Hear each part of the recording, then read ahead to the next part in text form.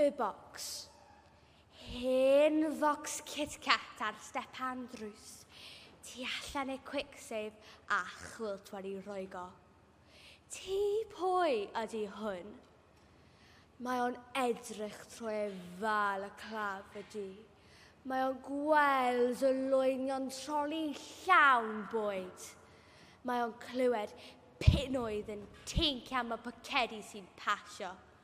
Mae'n ogleo chips neu gyrru dyrgu a bara ffres.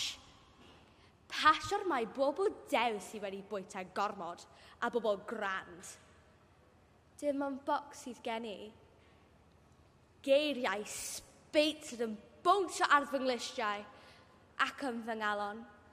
Dim ond am fy mod i'n byw mewn bocs.